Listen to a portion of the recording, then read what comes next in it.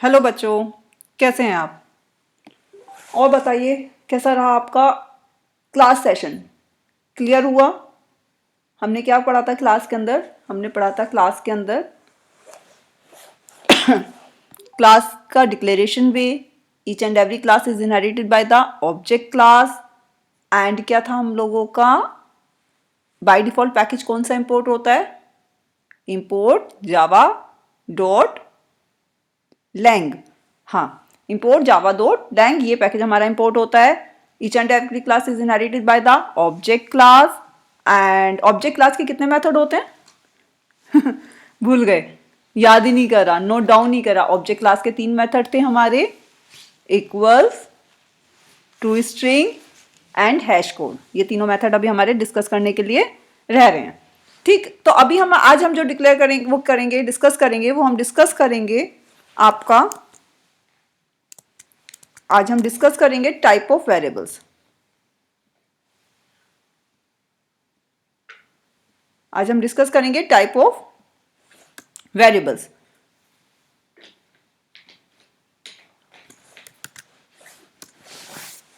जावा क्या करता है? 4 टाइप ऑफ वेरिएबल्स यूज करता है। Number 1 is a global, second is a local, third is a static and fourth is a final. Global variable, global variable कौन से होते हैं? ग्लोबल वेरिएबल आपके वो होते हैं जो मेरे क्लास लेवल पर डिक्लेयर्ड होते हैं। क्लास लेवल पर जो डिक्लेयर्ड होते हैं global level, global variable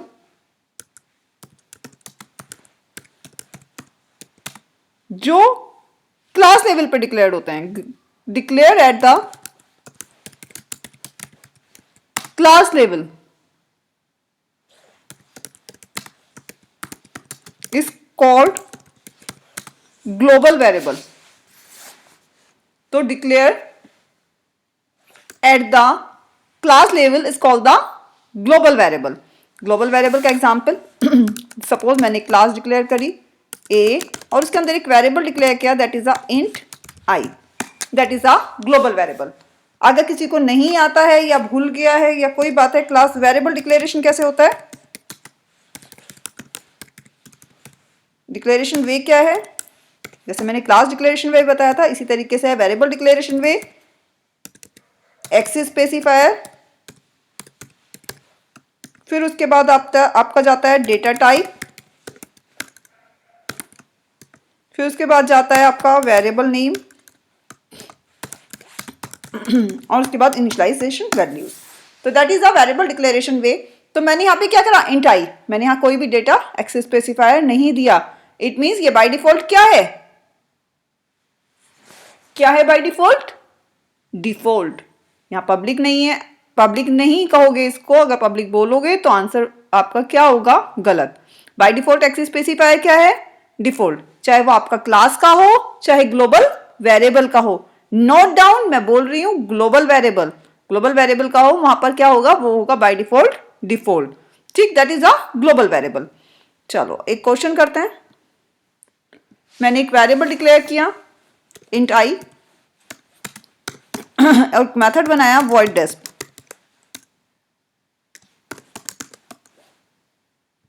int I void desp, ये मेथड क्या कर रहा है? ये आई वेरिएबल की वैल्यू को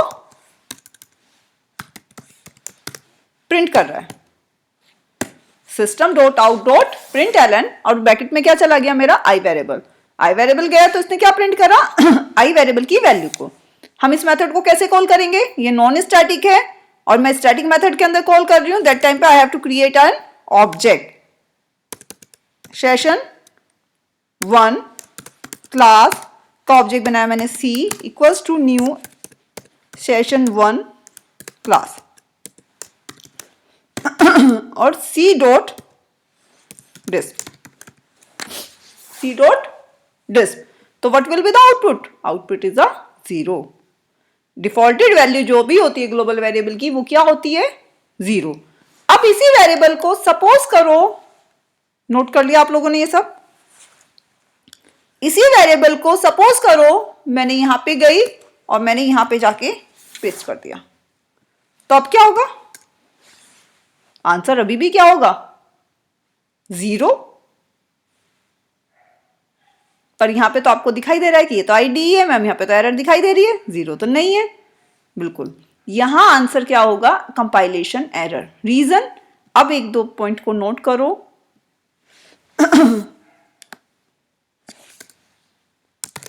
note 1, each and every variable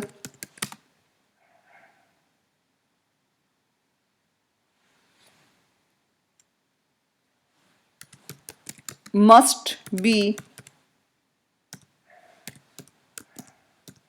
initialized before use।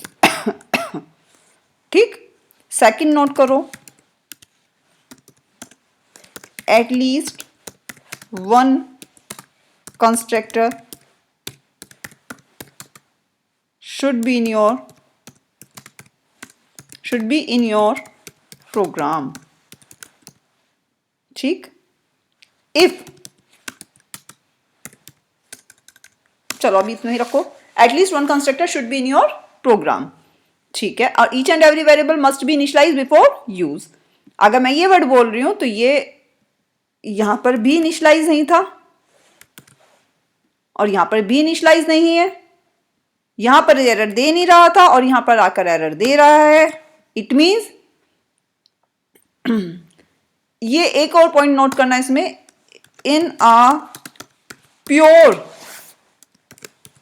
Object oriented programming language, in a pure object oriented programming language के लिए ये आपके दोनों पॉइंट हैं। यानी कि प्योर ऑब्जेक्ट ओरिएंटेड का मतलब मैं यहाँ सिर्फ जावा से नहीं ले रही, मैं हर एक वो pure object oriented programming language की बात कर रही हूँ जो भी प्योर है, चाहे वो जावा है चाहे वो सी शार्प है। Pure object oriented programming language के अंदर each and every class must be inherited with the object class ठीक। Second one is each and every variable must be initialise before use. Third one is at least one constructor should be in your program. ठीक, आप बोलोगे ठीक है ma'am, आप ये word कह रहे हो कि at each and every variable must be initialise before use. ठीक, तो यहां पे भी ये वेरिएबल आपका इनिशियलाइज नहीं है और क्लास लेवल पर भी इनिशियलाइज नहीं था, तो क्या हुआ, यहां पे एरर क्यों दे रहा हो, वहां पे एरर क्यों नहीं दे रहा था। देखो आपने क्लास डिक्लेयर करी, क्लास ए, कंपाइलर से किस तरह से कन्वर्ट करता है,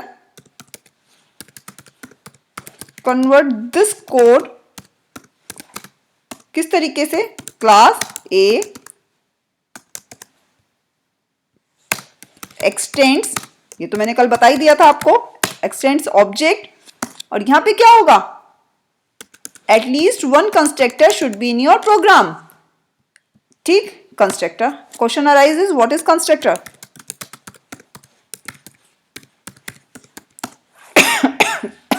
sorry, what is constructor? Constructor are the special method name, same name with class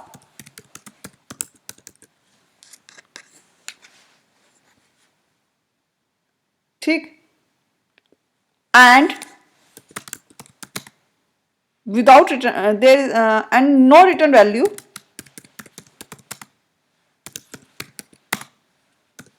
in this method। Means same name होता है जो आपकी क्लास का नाम होता है और कोई भी रिटर्न वैल्यू नहीं होती। Constructor are the special method with the name of class and no return value and no return value in this method. It means इसका कोई भी रिटर्न टाइप नहीं होता, सेम नेम होता है जो भी क्लास का होता है। मेथड है तो पैरेंथेसिस भी लगेंगे और स्टार्टिंग और एंडिंग भी होगा। ठीक है, at least one constructor should be in your program, और कंस्ट्रक्टर की मैंने आपको डेफिनेशन बता दी, बट यहां पे क्या है, होना चाहिए।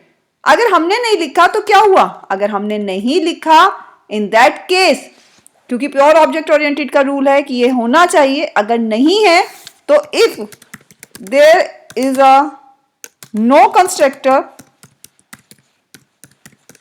supplied by you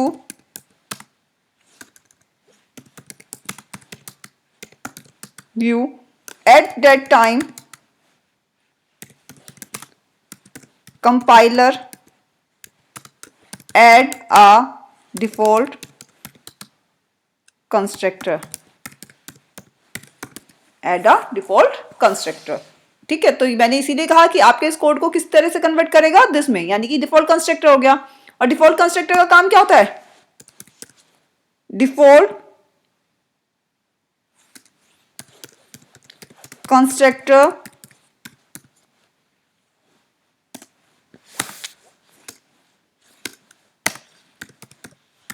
initialize the global variable with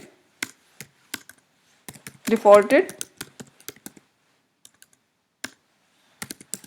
value. तो हमारा जब वो ग्लोबल वेरिएबल था, ग्लोबल वेरिएबल को वैल्यू इनिशियलाइज किसने करी?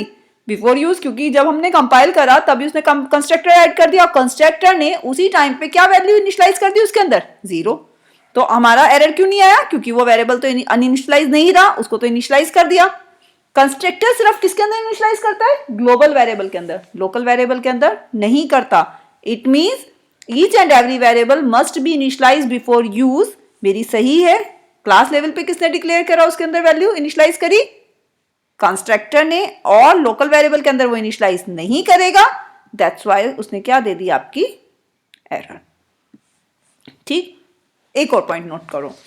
जैसे ही लोकल वेरिएबल है, अगर आप कह रहे हो कि लोकल वेरिएबल है और मैंने इसका क्वेश्चन जो पुटअप होते हैं वो एक कोड दे दिया, और इस तरीके से उन्होंने एक कोड दे दिया और इसको इनिशियलाइज भी कर दिया, और आपसे पूछा what will be the output. देखो अभी आपको एरर दिखाई दे रही है, इसलिए इसको अभी देख के मैं सोचना है तो एरर दे रही है, पता नहीं मैम ने क्यों लिखा।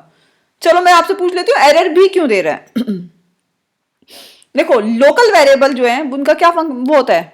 लोकल वेरिएबल सिर्फ मेथड के अंदर ही एक्सेसिबल होते हैं। जिस मेथड में आपने डिक्लेयर करा उसी के अंदर उसका एक्सेस पॉइंट होता है, उसके बाहर वो कहीं भी एक्सेसिबल नहीं होता। अगर हम यहाँ पे कोई भी एक्सेस स्पेसिफायर यूज कर रहे हैं, कितने हैं हमारे? 4, पब्लिक, प्राइवेट, प्रोटेक्टेड, डिफॉल्ट। अगर हम 4 यूज कर भी रहे हैं कोई सा भी, तो उन सबकी अपनी अपनी वैल्यूज हैं। पब्लिक मतलब anywhere anyone can use, private मतलब विद इन द क्लास, सबसे कम उसी का है, चलो हमने उसको ले लिया। Default with in the package, and protected only for the child class. मतलब मैं जब इसको ये कह रही हूं कि ये, इसको मैं एक तरफ तो ये रूल दे रही हूं कि ये कहीं भी एक्सेस हो सकता है, दूसरी तरफ ये लोकल है, तो क्या हुआ? एरर आ गई ना। तो लोकल वेरिएबल का कोई भी एक्सेस स्पेसिफायर नहीं होता। नोट डाउन दिस कि लोकल वेरिएबल को मैं किसी भी एक्सेस स्पेसिफायर के साथ डिक्लेयर नहीं कर सकती। ओनली कौन से एक्सेस स्पेसिफायर हो सकते हैं? सिर्फ कौन सा होता है इसका? इसका बाय डिफॉल्ट होता है local. Clear? Clear local and global के बीच में डिफरेंस? ग्लोबल क्लास लेवल पे डिक्लेयर होते हैं, ग्लोबल वेरिएबल के हम कोई सा भी एक्सेस स्पेसिफायर यूज कर सकते हैं, लोकल वेरिएबल का हम कोई भी एक्सेस स्पेसिफायर यूज नहीं कर सकते। नाउ नेक्स्ट क्वेश्चन इज, मैंने ग्लोबल वेरिएबल लिया इंट आई, एक मेथड बनाया void inc। अभी मैं ग्लोबल वेरिएबल को ही क्लियर कर रही हूँ, और ये फंक्शन क्या कर रहा है? इंक्रीमेंट कर रहा है, और एक मेथड और लिया void this। ठीक, और ये मेथड क्या कर रहा है? ये मेथड इसकी वैल्यू को प्रिंट कर रहा है।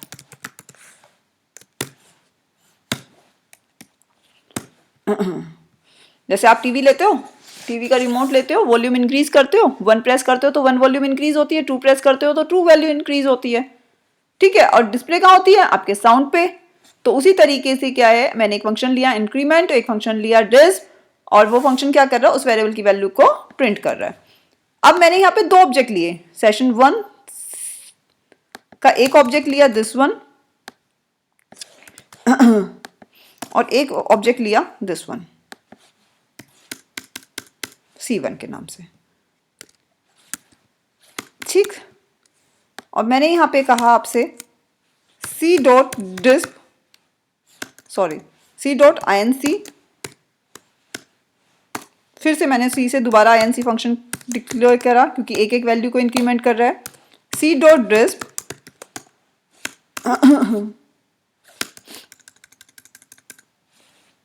और C1 dot disp. What will be the output? क्या आंसर आएगा इस क्वेश्चन का? आप लोग बोलोगे कि मैम इसका आंसर आएगा 2 2 2 2 बोलोगे, राइट? देखो इसका आंसर आएगा 2 and 0। ऐसा क्यों मैम, जबकि इंक्रीमेंट फंक्शन कॉल हुआ है? बिल्कुल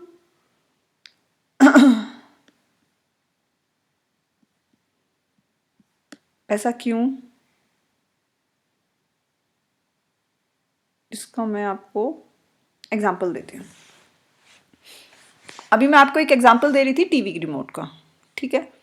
अब आप वही समझो, आपके रूम में 2 टीवी लगे हुए हैं और दोनों के अलग अलग रिमोट्स हैं, राइट? आपने एक टीवी का रिमोट को 2 बार प्रेस किया, दोनों की स्टार्टिंग में वॉल्यूम 0 थी, ठीक है? आपने पहली वाली वॉल्यूम को प्रेस किया 1 बार 2 बार, तो जिस टीवी की वॉल्यूम को आपने इंक्रीज करा है सिर्फ वही तो इंक्रीज होगी, दूसरे वाले की तो इंक्रीज नहीं होगी ना, क्योंकि दोनों के अलग अलग टीवी हैं, दोनों के अलग अलग रिमोट्स हैं, तो दोनों का क्या होगा? अलग अलग ही मेरी क्या होंगी? अलग अलग ही वैल्यू होंगी। तो मैंने सी डॉट, मैंने एक ऑब्जेक्ट बनाया जो सी, मैंने सी से कॉल करा था कौन सा मेथड? इंक्रीमेंट मेथड, ठीक है? उसके ऑब्जेक्ट से करा तो क्या हुआ? पहले एक ऑब्जेक्ट बना, उसके अंदर एक वेरिएबल डिक्लेयर्ड हुआ एंड देन क्या हुआ? उसके अंदर बाय डिफॉल्ट वैल्यू क्या गई? 0। फिर मैंने उसका इंक्रीमेंट मेथड कॉल किया, क्योंकि देखो लाइन कैसे चलेगा, स्टेटमेंट कैसे एग्जीक्यूट होंगे? Line by line. मैंने सी डॉट आई एन सी, जब हम सी से आई एन सी फंक्शन पे गए तो उसने उसके अंदर जो आई वेरिएबल डिक्लेयर था उसके अंदर क्या वैल्यू सेट करी? 1। मैंने दोबारा से इंक्रीमेंट करा तो उसके अंदर लास्ट वैल्यू क्या हो चुकी है? 1 से 1 हो चुकी है, तो अभी आंसर क्या हो जाएगा? 2। देन मैंने कॉल किया सी डॉट डिस्प, तो आउटपुट विल बी 2।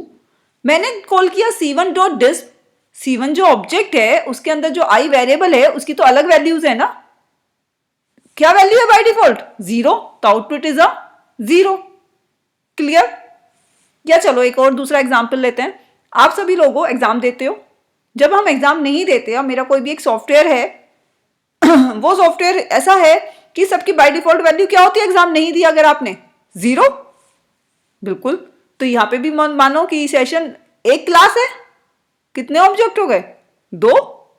क्लास आपकी, class is a collection of objects. आपकी कोई भी क्लास है, बीटेक क्लास है, बीटेक फर्स्ट ईयर क्लास है, आप सारे क्या उसके ऑब्जेक्ट्स। जब आप सब उसके ऑब्जेक्ट हो और बाय डिफॉल्ट सब ऑब्जेक्ट के अंदर वैल्यू कौन सी गई? 0। सबके मार्क्स बाय डिफॉल्ट क्या है? 0। क्लियर? तो अब क्या होगा? जो बच्चा एग्जाम देगा उसके मार्क्स ही तो आएंगे। किसी ने सप्लीमेंट्री दी तो उसके 2 बार मार्क्स चढ़ेंगे, पहला और दूसरा। पहली बार में जो मार्क्स आए वो, उसके बाद सेकंड में जो मार्क्स आए वो, और जो दूसरा बच्चा है उसके कोई मार्क्स आएंगे नहीं। आपने प्रिंट सबके कराए तो आपके मार्क्स तो प्रिंट होंगे जितने आपके आए, दूसरे के कितने मार्क्स प्रिंट होंगे? 0। बिल्कुल उसी तरीके से ग्लोबल वेरिएबल, हम एक क्लास के मल्टीपल ऑब्जेक्ट्स रख सकते हैं। यहां से आपको वो वाली चीज भी क्लियर हो गई होगी, class is a collection of the objects and object is an instance A class, पूरी पूरी क्लास को दिखाता है। और दूसरी चीज ग्लोबल वेरिएबल, नोट डाउन करो इसे। और ग्लोबल वेरिएबल और लोकल वेरिएबल, ये दोनों का टॉपिक हम लोगों का अभी हम इसे स्टॉप करते हैं। स्टैटिक एंड फाइनल मेरा नेक्स्ट वीडियो में है, आप उसे देखो, पहले इसे रन करो, इसे समझो एंड देन हम फिर स्टैटिक एंड फाइनल को देखो। उसके बाद आपका सारे डाउट्स रिमूव हो जाएंगे। Thank you.